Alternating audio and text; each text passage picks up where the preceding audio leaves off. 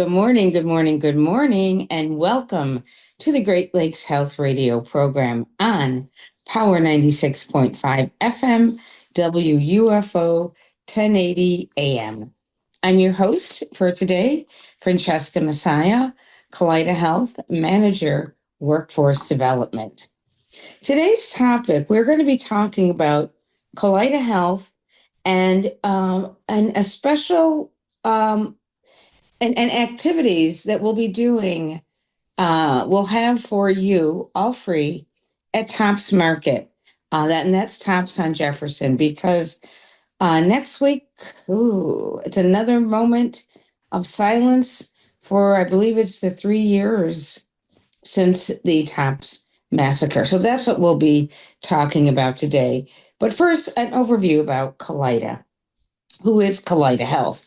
Kaleida Health, we are over 13,000 strong patients. We're over 13,000 strong employees. Kaleida Health, our flagship hospital, Buffalo General Medical Center.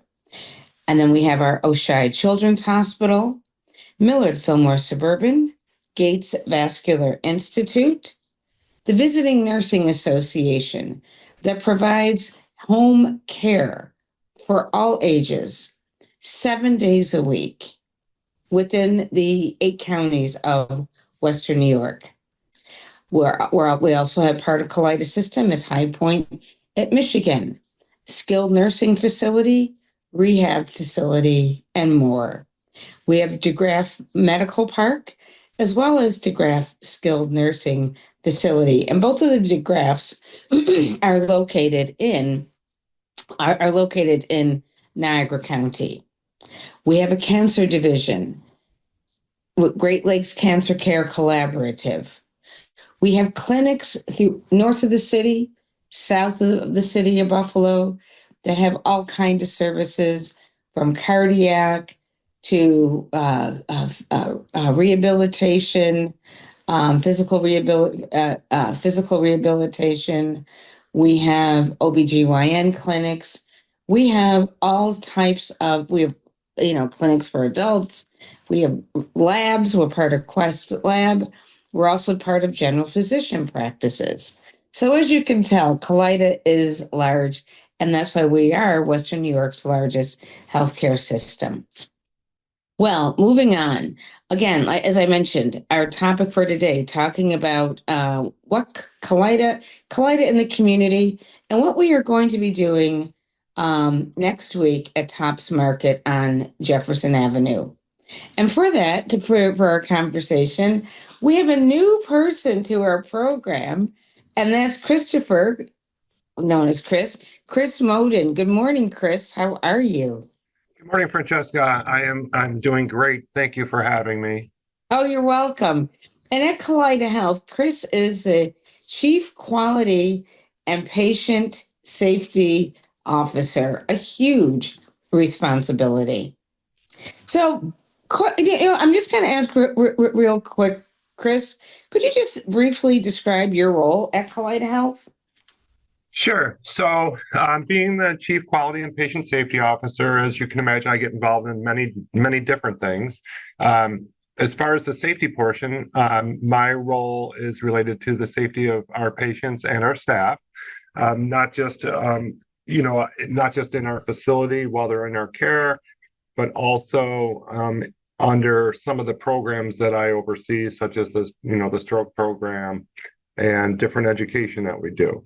As far as the quality portion, I maintain and monitor a quality assurance program that we frequently review many cases just to ensure that we remain providing the best care that we possibly can to our community. Mm-hmm. Thank you. And along the word of safety, if you could just talk about how, because safety is at Tops, unfortunately, that safety on that May 14th, that it was there, but there was only the one officer. But speaking about May 14th and Tops, in the past, how has Kaleida been involved with the May 14th TAPS massacre situation. How was Kaleida in the past observed May 14th? So last year, and to my understanding, last year was the first year that we participated. We, under the guidance of Lori Mariani, we supplied a mobile breast cancer screening unit that offered mammograms to the community. And I believe that that was well received and that we actually were able to help several members of the community through that screening process. Mm-hmm. And I also want to say something else that we did. Well, and I'm just going to add to that. And last year, I believe that that van was there. Was it 6 days or 7 days? It was there 7 days. 7 days. And in case, and for listeners who weren't aware, or the van was parked to the right. So it was in the parking lot, but it was on the right hand side. The right, if you're facing Jefferson and you're facing the store, if you're on Jefferson facing the store, it was to the right of the store. So it was right there on the parking lot. And I know also internally we had a moment of silence.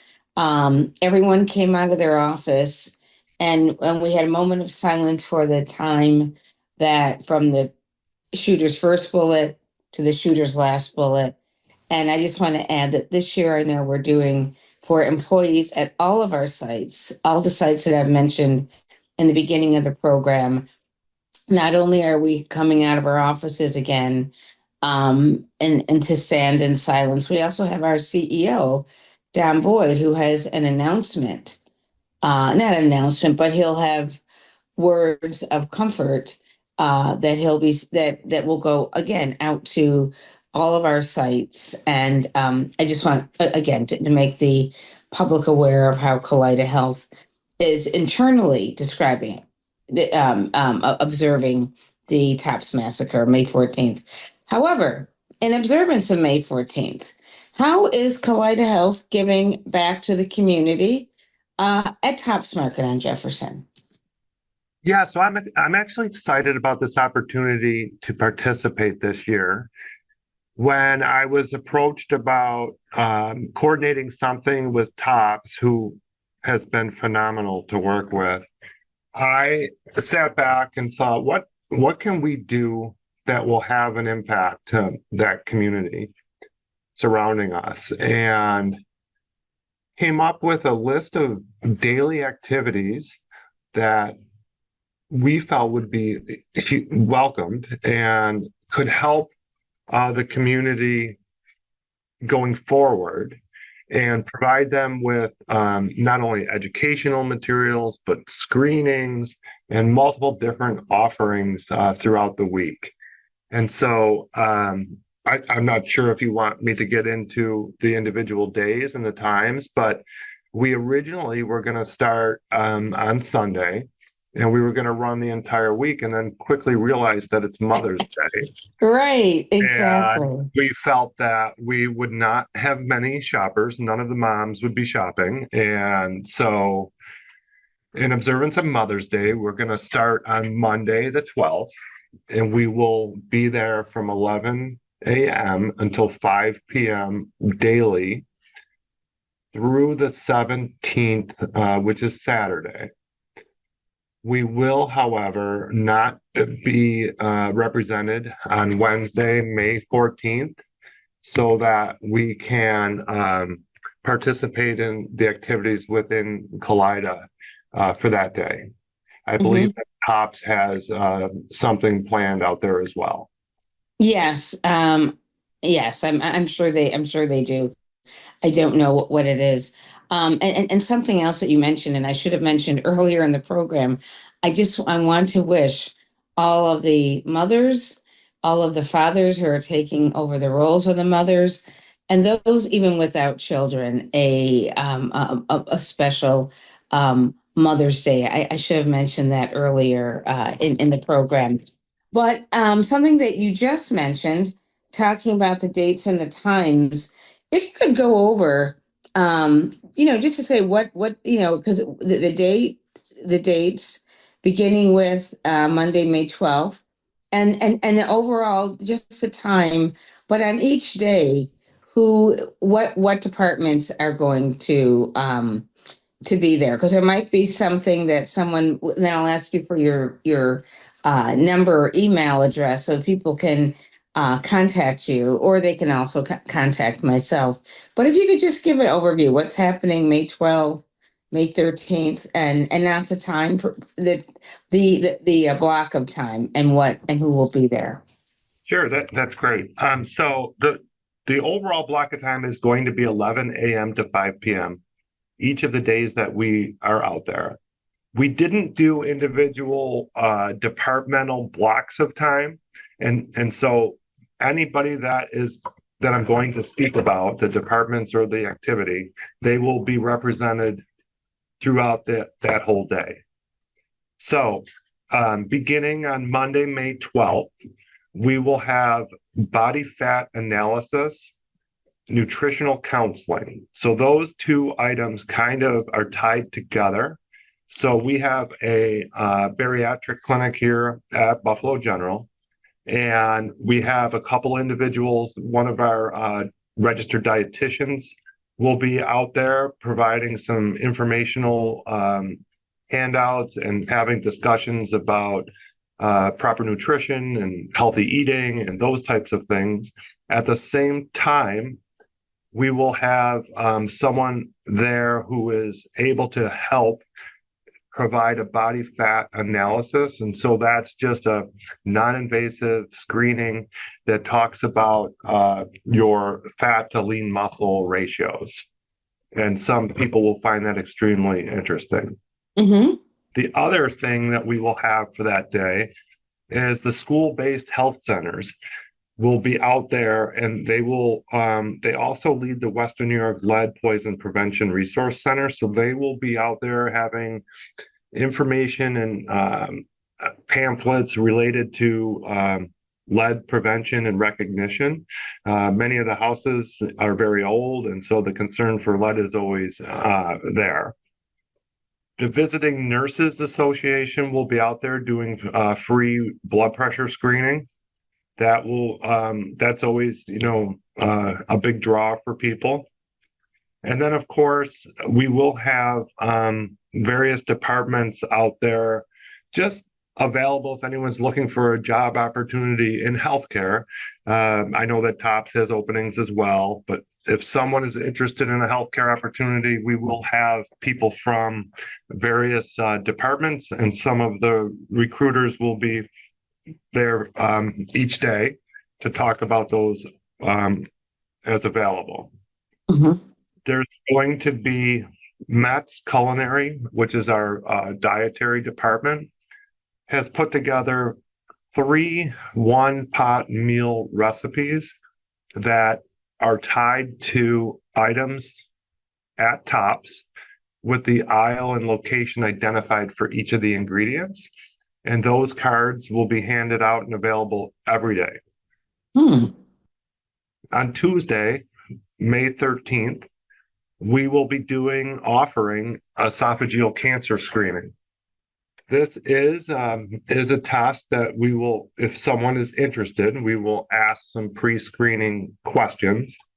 If they are a candidate and they're willing, or if they would like to receive the test, we will administer this quick, simple screening. We will send the test off to the lab to be processed, and they should get their results within a week to 10 days.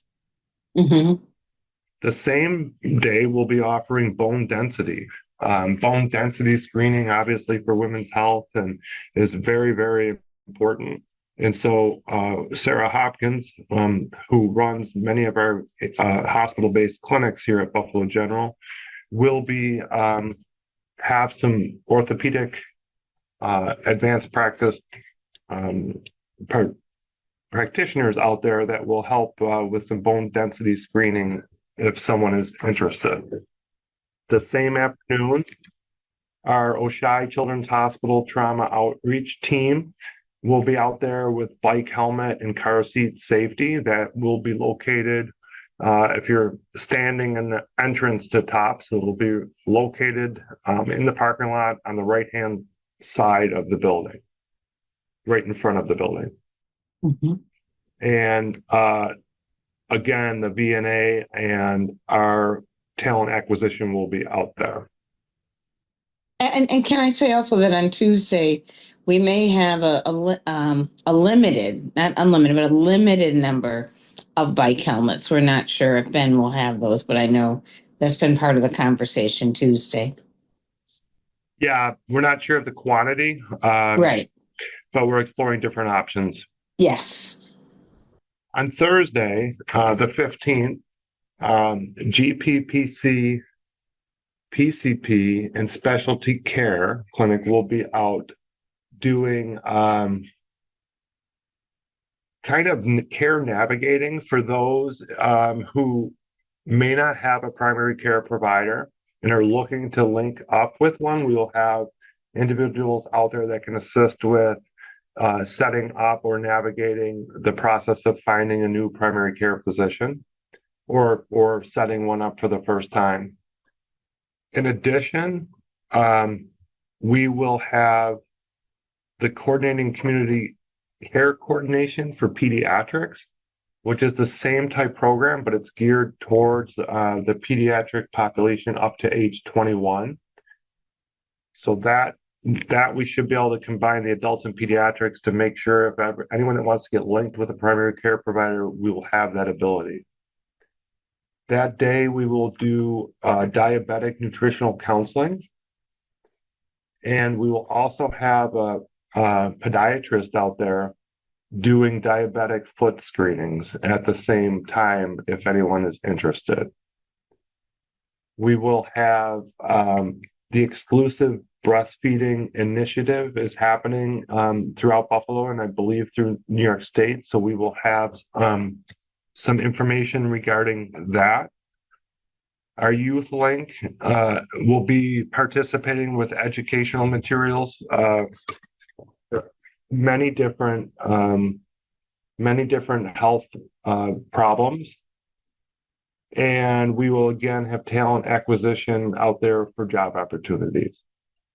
On Friday, May 16th, we're going to have our BFAST stroke education. Our stroke team will be in TOPS providing education on early recognition of the signs and symptoms of a stroke. We're excited to offer this education. It's been successful. We've been doing it probably for the last 6 or 7 months now in different areas.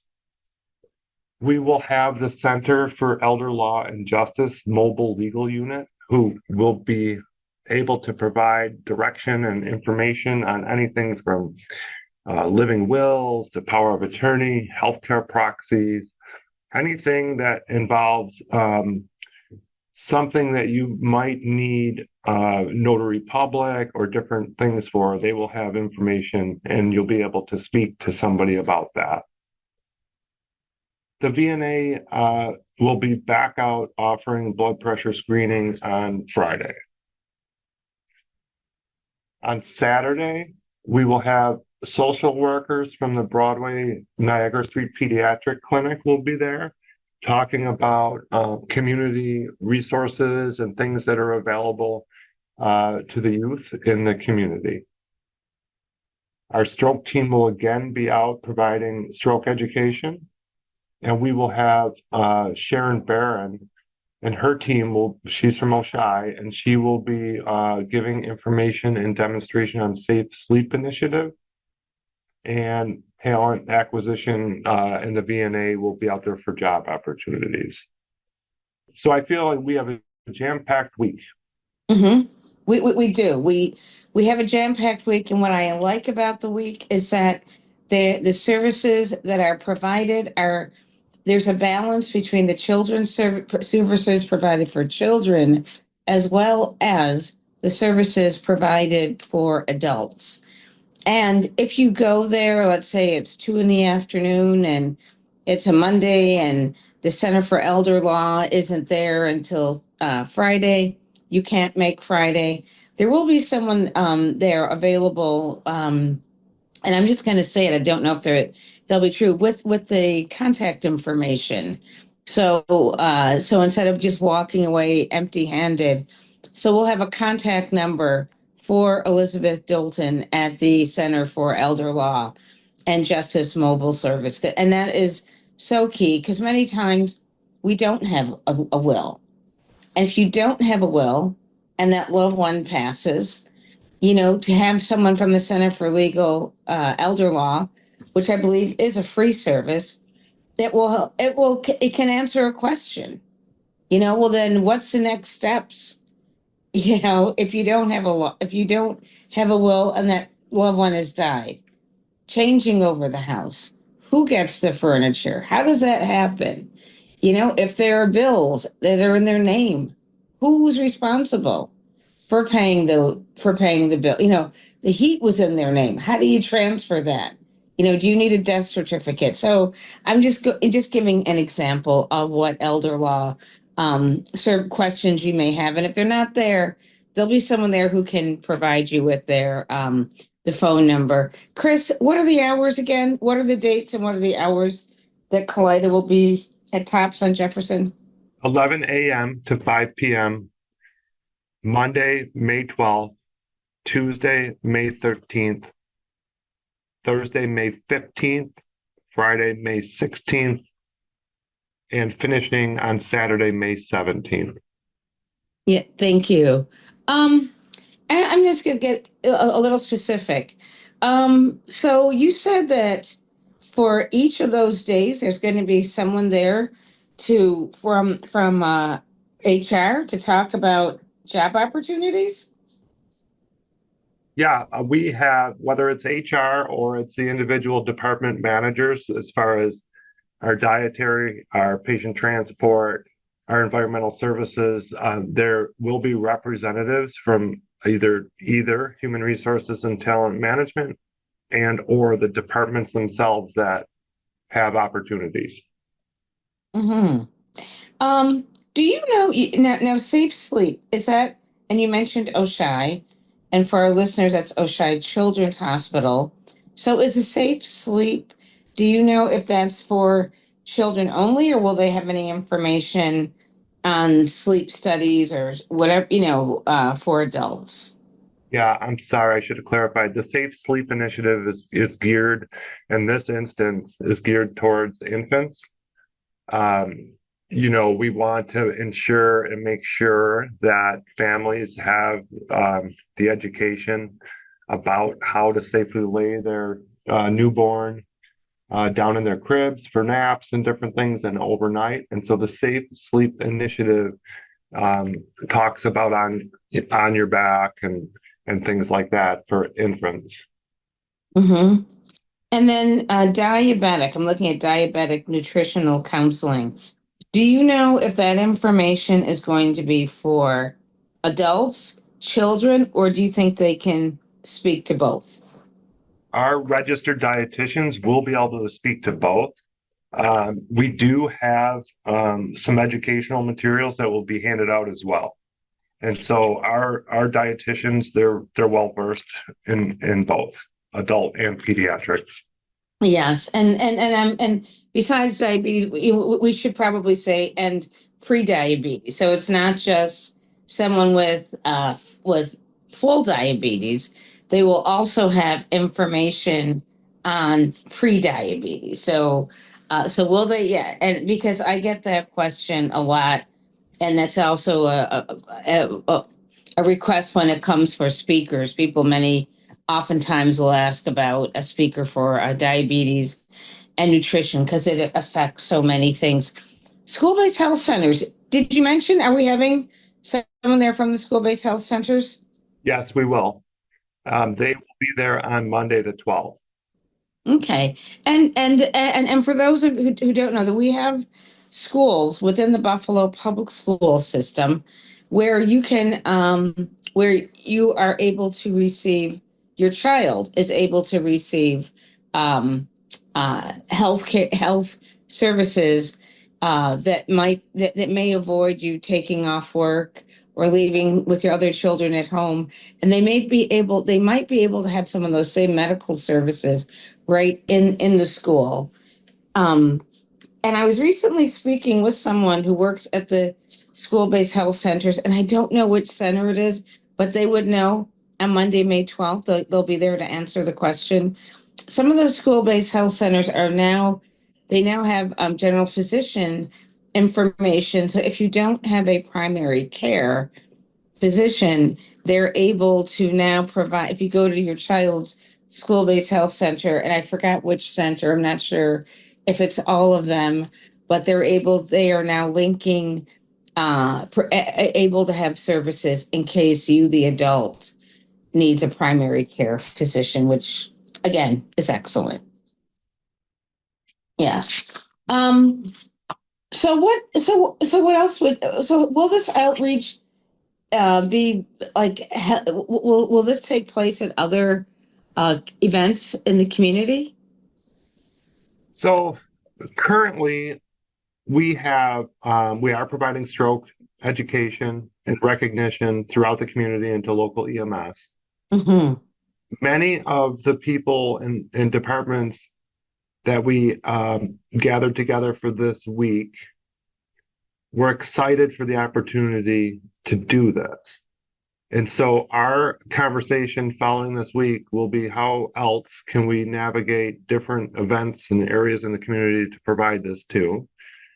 Maybe not as coordinated of having every single day filled, but pockets of, there's an event on a Saturday and we could get two or three of these presenters to participate in that.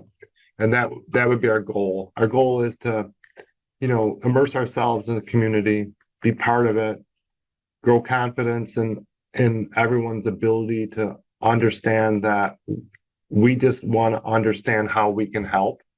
And so we are going to look for future events. And I just want to share, Chris, that again, having worked, been in outreach the first 17 years, I still do a little outreach, but many of the services that we'll have at TOPS May 12th through May 17th are, as you said, services that are requested for Saturday outreach or different outreach events. So I'm just glad to see everything is here and at one location during a week that just devastated, during a period in time that just devastated all of Western New York. Um, and I'm happy. I'm very proud. I'm extremely proud to be a Kaleida Health employee and to say these are the services every day, May 12th to May 17th, that we will be providing. So, Chris, I want to thank you. Any one last word you'd like to say? No, I'm just very grateful for the opportunity. Mm-hmm. Oh, and thank you for taking time from, I know your hectic schedule because I see you in the halls at Kaleida. So I just want to thank you. And listeners, hold on. We have our next guest coming up within 2 seconds. Thank you for listening to the first half of our program. And now on to part two.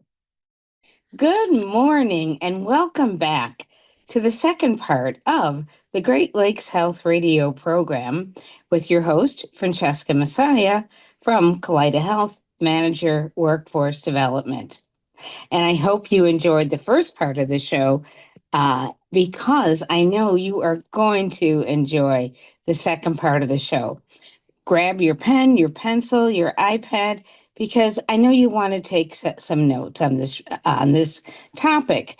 And what is the topic? Hepatitis C and HIV, and how it ties in with a focus grant. Focus is an acronym, and it's a grant that's part of Kaleida Health. And our guests this morning are Christy Weber. Good morning, Christy. How are you? Good morning. How are you? I'm doing great. Great. And Christy is the project manager for the Focus Grant, which is studying population health. And we'll get more into that. What is population health? We also have Dr. Andrew Talala, and Dr. Talala is a physician. Also, he has his master's in public health. He's a gastroenterologist. Dr. Talala, would you help me with that word? Sure. Thank you for the introduction. Yes, I'm a professor of medicine at the University of Buffalo and also a board certified gastroenterologist. Yes, thank you. And then joining us shortly will be Dr. Kenneth Snyder. You've heard Dr. Snyder's voice before on the Great Lakes Health Program. And Dr. Snyder is also a Kaleida Health Chief Physician Quality Officer. And he'll be joining us in the middle of the program. So can we first talk a little bit about what is the Focus Grant? Is that Christy? Yeah, I could start us off. So the Focus Grant that we have through Kaleida Health is through Gilead Sciences. And Gilead Sciences, they partner with hundreds of different healthcare facilities throughout the United States. And their goal is to partner together, all of us across the United States as all separate entities, to come together and find best practices and really streamline the process for hepatitis C and HIV from your screening and then connecting them to treatment in that first appointment, diagnosis, and education. So it's all very encompassing. They work with all different healthcare facilities, and we're one of them, and we're very happy to be part of that grant. And then also, Christy, could you let our listeners know, because I know what population health is, and I forgot to include it as a question, but for our listeners, briefly, what is population health and how does it affect, I'm going to say, residents right here in Buffalo? Yeah, population health is just as it says. It really is just how our overall population is doing health-wise. Really understanding where our pain points are and where the issues are, where our social determinants of health are, and being able to, as healthcare facilities and institutions, overcome that for the population and identify those barriers so that we can get them the healthcare that they need. Thank you. And Dr. Snyder, welcome. How are you this morning? Good. Thank you. Thank you all for joining. And Francesca, thank you for doing this for our community once again. Appreciate it. Oh, you're welcome. And Dr. Tella or Dr. Snyder, if you could just talk about what is hepatitis C and what are their symptoms? I can take that question. So hepatitis C is a viral infection that affects the liver. It is most commonly in the United States transmitted by injection drug use or sharing needles. You need blood-to-blood contact or body fluid contact, at least, in order to transmit the infection. And the infection is really not very well transmitted via sexual routes. The second part of the question, in terms of the symptoms, one of the issues with hepatitis C is that it's asymptomatic for the vast majority of the time that somebody's infected. But over a period of 20 plus years, some infected individuals can develop end-stage liver disease. And the problem is that many of the symptoms, when they first appear, can be symptoms of end-stage liver disease. Earlier on, people may feel fatigued, and the symptoms of the infection are really very general and may be attributed to other issues unrelated to the hepatitis C. Okay, so we're talking about hepatitis C and HIV. Are they related? They're related insofar as they're both transmitted by blood quite effectively. Hepatitis C is much more efficiently transmitted by blood than HIV is. And so what we sometimes find them together in the same person, infecting the same person, something that we call a syndemic, or basically the combination of opioid use disorder, meaning the use of opioids, hepatitis C, and HIV together. And what are the long and or short term effects? I guess I'm saying, can the effects be fatal if you have hepatitis C or HIV or both?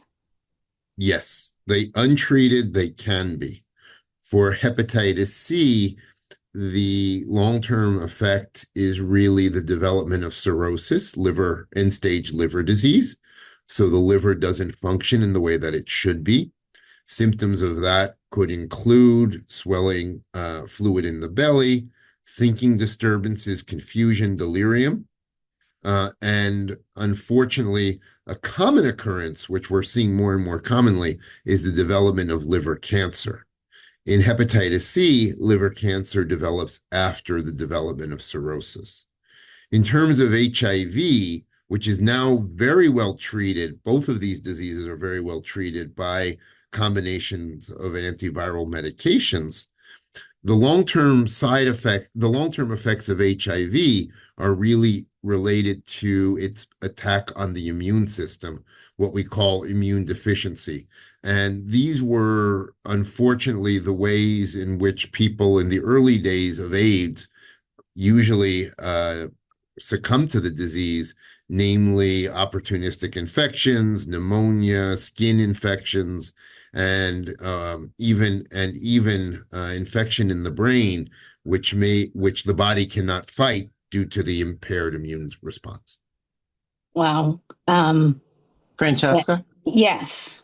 I would love to add to that some of the context, especially local for our community, and also how blessed and lucky we are to have Dr. Talal, a global expert in the liver and in this disease, and the team that we have in resources from Kaleida Health. Christy is a quality improvement specialist, nurse, care provider, but speaks to the healthcare team members at the bedside. Rebecca Lenz in the emergency department, Dr. McCormick and Janicki are ED-led physicians that focus and recognize the importance of this. But here's why it's important. We have asymptomatic, they have no symptoms whatsoever, people in our community that have active hepatitis C virus in them, meaning they can transmit it person to person and are unaware that they're doing it. And if we aren't able to identify those people and get them treatment, and by the way, the treatment is an oral pill that has an over 90% chance of curing the disease in an appropriate time frame, they are transmitting this virus throughout our community. And the issue is that we have a higher prevalence than other places around the nation, and that this is affecting, from an equitable distribution standpoint, there's a lot of opportunity in our socioeconomically deprived patient populations. And this is why we need to get this message out. This is so important that the state put out a law last year that requires everyone over 18 years of age to be screened at least once. Every pregnant woman to be screened with every pregnancy, and every high-risk teen or person under 18 to be screened. Why are we screening? We want to catch people that don't know that they have this disease and offer them an oral treatment that can cure it. Dr. Talal just talked about the consequences of what happens when we miss these people for themselves 20 years down the road, but think of the consequence to every other potential individual that we could have stopped the spread for. Mm-hmm. Now, is it more prevalent in the African American community? Dr. Talal, would you like to speak to that based on our data and your research, sir?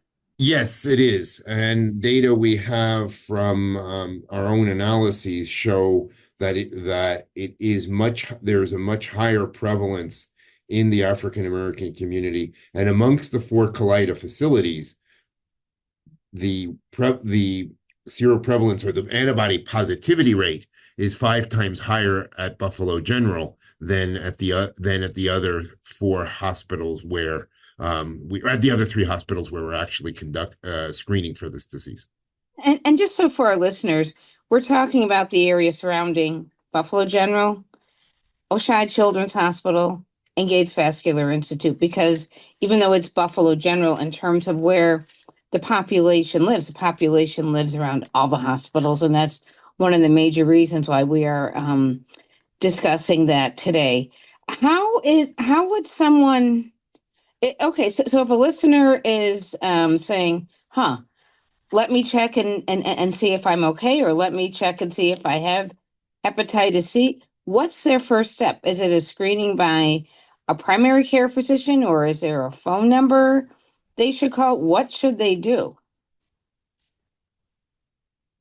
Well, certainly screening by the primary care physician is a very good first step um, if you have an established relationship with one. One of the problems that we frequently encounter amongst patients with hepatitis C is that they may not have a routine healthcare relationship with a routine healthcare provider. And that is one of the reasons we wanted to speak with you today, because we are interested in bringing screening to the community. And as part of one of the outcomes of this show, we hope we will establish some of those connections. Mm-hmm. Now, if you're going to your primary care physician, is this a regular, and it's a blood test, correct? True. Now, is this a regular blood test, or should someone be writing down this blood test to make sure that their primary care physician is giving them? It has added this blood test to the cholesterol, glucose, and or is this just a regular routine? One of the what do they call them, panels? It's just one of the routine blood tests, or do they need, or should that individual make their primary care physician aware and make sure they're ordering that? Dr. Schneider, would you like to answer this question since it is in line with what you just spoke about? Sure. It is not the law from the state is trying to help us raise awareness on that and help us improve the compliance of this. It is not part of a standard screening tool at a certain age that people offer. So what our main messaging out, we have messaging that's going out to physicians and providers. We have messaging going out to healthcare systems. We need messaging out to people that if they're over 18 and have never been screened, please ask for a screening. If you're a pregnant woman, with every pregnancy, please ask for the screening. Our constant challenge and focus will be the individuals that have no relationship or use the emergency room for all of their healthcare needs. That is also why we are focusing there and beginning this tightening up our processes there, because we feel that's our highest yield of identifying these individuals and helping them, giving them the information they need and linking them to care. But we need all of your connections to help us spread the message to the people and have them spread it to others. And how would they contact you? And you or Christy, or who should they contact? Any healthcare provider that they're willing and want to work with. If they've never engaged the healthcare system and they need a healthcare provider, the Glynn navigation team and the Glynn team is a important team to reach out to. I'm always happy to offer my services and help for any advice for anyone, Francesca. But if we have a main line, even just for Kaleida Health, for a provider to say, hey, I don't have a primary care doctor, can you help me link to that? And I would love to get the screening test. We can obviously facilitate that, and that should already be in place for any of our access to the system. Okay. So as part of the focus grant, there isn't like a general number or something they should listeners should reach out to their. Yeah, I'll tell you why and how we've thought about this. The focus team has learned after a number of years that this is not the job of the focus team. It's the job of everyone in the community to get this screening done and the care provided. I'll then tell you what I mean by that. The grant that's helping to support this work may not always be there forever. And our approach has been put the processes into place that will be here as a legacy, even if the grant doesn't continue to be funded. We want people to know that they don't need the grant or the focus team to get the screening done, the follow-up done, the medication and delivery. We need the grant is helping us with awareness and putting the processes into place to find these individuals, link them to care, and get them the treatment. And that's going to be our continued approach. That said, I'm always happy and will support you. And again, I think this is just the general Kaleida entry number and access number is what we need to share with people to get them engaged in care. And to add to Dr. Snyder and what he said, some of the things that we've done since this law change on May 3rd of 2024 to universal screening from more targeted risk factor-based screening efforts has been we have educated all of our ED nurses across the system on hepatitis C and HIV. They are trained and understand to ask the patients when they're coming through the EDs if they've been screened and if they'd like screening, and educate them on this. You cannot walk into an emergency room in Kaleida Health and not see posters in the waiting rooms, in every ED patient room, in triage rooms. It's everywhere with statistics, with how to get screened, who should be screened. It's everywhere. So you really can't miss it. We've just put a lot of processes in place to make these changes to increase the awareness of the community and the screening, as well as with the staff. And Francesca, to put a finer point on it, the main access number for Kaleida Health is 716-859-CARE, 2273. But so if anyone calls the access portal to Kaleida Health, 859-CARE, and tells them, I need a primary care provider, or I want to be linked to get this screening done, it will be facilitated. And if there's any concerns on that pathway or they're not getting where they need to, they can always ask for Dr. Snyder or Ken Snyder, and I will help facilitate. Thank you. And are you available to speak to groups about this? Yes, we are. And I'll also give the main access number if somebody has concern and wants a more specialized approach. The main number for our clinic, which is in the Conventus building just down the street from Buffalo General, is 716-961-9900. And that's a general number that anyone can use to make an appointment with me, Dr. Andrew Tawal. And we are very interested in speaking with different groups to raise awareness of this important problem. Mm-hmm. No, thank you. It is, and I like the idea of what you were saying, Dr. Snyder. It's that kind of like that, I don't know if it's a proverb or just an expression. Teach someone to fish and teaching them to fish versus giving them a fish. So we want to, all part of this program is to educate the community, educate the listener so they can educate their next friend. So once you know what the things you should be made aware of, the things you should be aware of, then it's easier for you to then ask your physician, your primary care, your nurse practitioner, your physician assistant that question, and making sure that you're getting the hepatitis C, is it the hepatitis C and HIV screening, or both, or just one, or just hepatitis C? It really depends on the risk factors of a particular individual. So for hepatitis C, because it is more common, it is recommended that everyone have at least an antibody test once to make sure that they have not been exposed. The screening for HIV tends to be more specialized at the moment. Yeah, and I just want our listeners to know that HIV has not gone away. We don't hear about it as much, but I have to say, members of the African American community, we are still at great risk of getting HIV. I know many ministers have like HIV Sunday where they talk about it, but I just want listeners to know that HIV has not gone away. It's still very prevalent, especially in the African American community. I just want to say that. And I wanted to add to what you said. You made a very important point back there is patients in our community really need to be in tune and advocate for their own health. They need to advocate for these tests because knowledge is power. And if you are Yes. not having symptoms and you are going about your day and you have no idea that you have HIV or you have hepatitis C, it is going to brew in your system.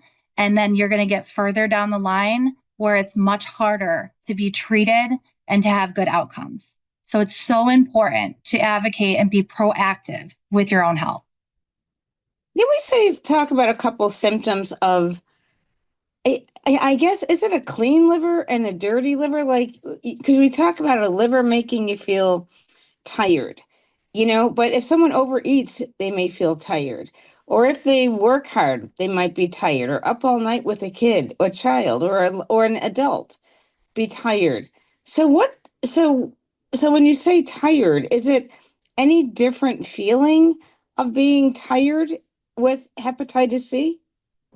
Really not. And that's why I said that it's what we call a non-specific symptom, because it can be due to many things, including thyroid disease, for example, or not sleeping well, as you allude to. So that's why it's so important to have one of the screening tests performed, because there really are not other ways in which this disease can be diagnosed. And unfortunately, as we were discussing, the symptoms of end-stage liver disease don't develop until the very end stage. And then, as Christy was saying, the treatment becomes that much more complex and more difficult to obtain a cure. And I just want to say, if listeners, if you're not aware, one of the signs I know of liver disease, and Dr. Tala, it could be end stage, Dr. Snyder, if someone's eyes have yellow, if your eyes have yellow, it doesn't mean you need an eye appointment. It means you need to get tested, see your primary care. What should someone do if they know they have a little yellow in their eyes? So the yellow in the eyes is really due to elevated bilirubin, which is one of the blood products, which is one of the compounds that's from when red blood cells are broken down. It's usually a marker of an acute hepatitis, not so much chronic hepatitis C, but for example, hepatitis A. We've all heard about outbreaks from Chinese restaurants or pizza shops in the community where there have been outbreaks of hepatitis A. So if somebody feels fatigued and particularly notices that their eyes are yellow or their skin is yellow, it's a reason to see a healthcare provider so that appropriate testing can be done. Mm-hmm. And in some cases, I hate to say it, you might have to go to the emergency department because you shouldn't be seeing yellow in your skin, and you should not be seeing yellow in your eyes. True. Yeah. So, Francesca, one other thing I wanted to bring up, who's been an amazing champion. First of all, Gail Burstein's been an unbelievable champion from Erie County Department of Health. And what I think that this effort from Kaleida and their partnership is allowing us to do is come together as an entire community. This is not a disease process that anyone's in competition over. Catholic Health, ECMC, all Kaleida Health, and Glenn, with under the leadership of Erie County Department of Health and Niagara and other health systems, we are all working together to close these gaps. We want this to be a community mission to identify these individuals that might be actively shedding virus and have no idea they have it, find them, treat them, and cure them. Vicki Landis, who's a vice president of integrated health for all of the primary care sites, adult and children's, has been an incredible champion of making sure that our providers within the system are doing the screening regularly with their patient populations. So again, our goal is to work together as an entire community to close this gap. An important piece of information: people that are constantly exposed to the virus, which might occur in opiate-dependent patient populations and other high-risk populations. If they receive treatment, they still have an 85 or greater percent of cure rate, even if they're being repeatedly exposed. So one of the really important pieces of information out there is we want anyone that might be concerned or might be fearful of reaching out to a provider to know we are here to help, and there is very good prognostic news and evidence of how we can help those individuals if we can get to them. And that's all part of today's show, is to let people know it's not the end. There are treatments. You just have to get screened. But just so you know, that's, making sure you let your primary care know you want to make sure you have this blood test for hepatitis C. And then that way, and then from there, they'll take it from there and let you know. We have about a minute or two left. I know we had talked about we have a part two to the show where we'll be talking about telemedicine as a method, facilitated telemedicine. It's a grant through the Kaleida Health Foundation, but that's going to be part two. But as we close out this show, we have about a minute left. Anything else you would like for our listeners to know?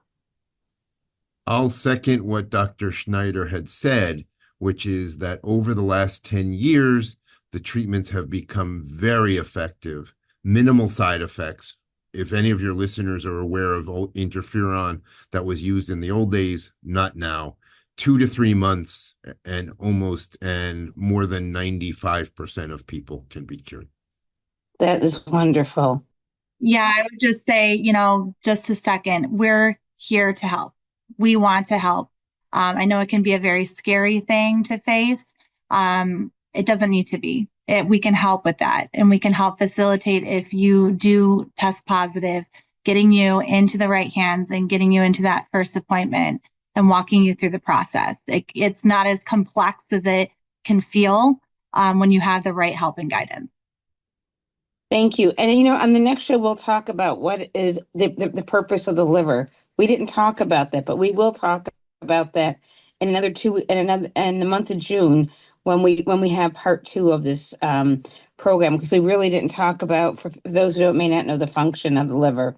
But in the meantime, I want to say thank you to our guests, Christy Weber, Dr. Tellal, and Dr. Snyder. Thank you so much for being our guest this morning on the Great Lakes Health Radio program. And next week, you'll hear from my esteemed colleague from ECMC, Cindy Bass. And then in 2 weeks, you'll hear from me, Francesca Messiah, Manager, Workforce Development. Be healthy, stay healthy, get screened, and have a good week. Bye-bye.